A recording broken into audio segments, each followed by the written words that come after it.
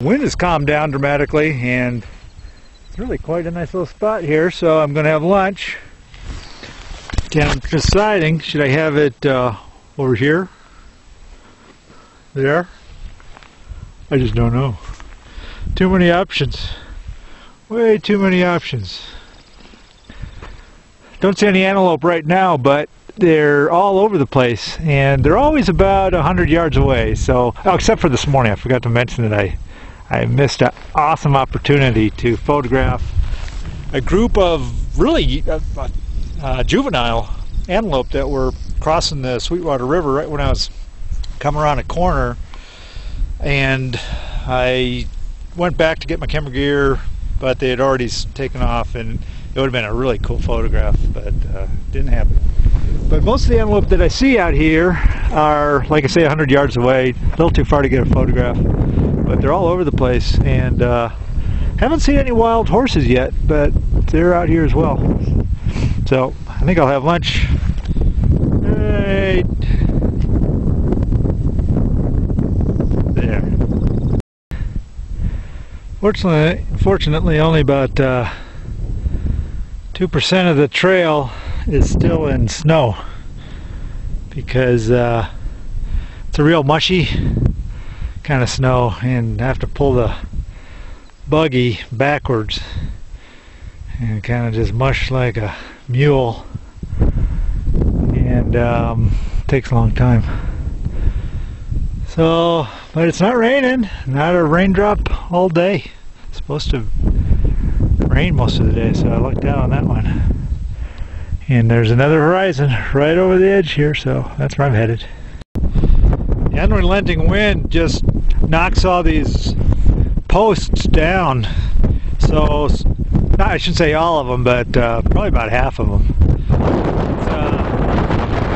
This weather did turn.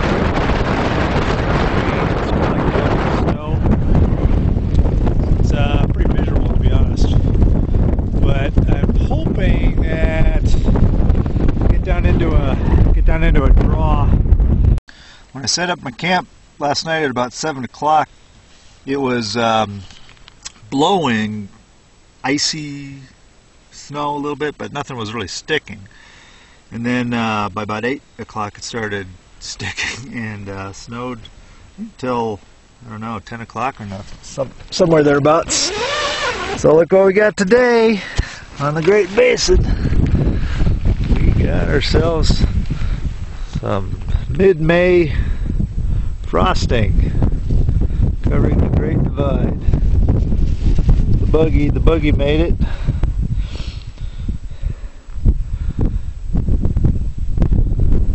Oh, it's beautiful. I'm a little concerned that it's hard to follow the trail as it is, and the carcinite posts, half of them are blown over, and I think there's not enough snow that I'd still be able to follow it, but it'll add a little challenge. But absolutely gorgeous on the Great Divide on May 13th. To me, there's something magical about this landscape.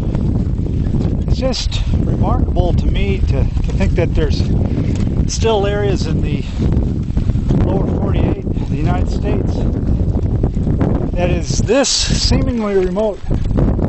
And there just aren't many places where you just get this feeling of being the only person within, for all I know, thousands of miles, but I know there's ranchers around, and there's actually towns within 100. Now, Lander's probably 70 miles north of me, but you know, it probably hasn't changed much, except maybe because of the cow grazing. Maybe the vegetation would have been a little different 1,000 years ago, but maybe not, because of the buffalo and other animals.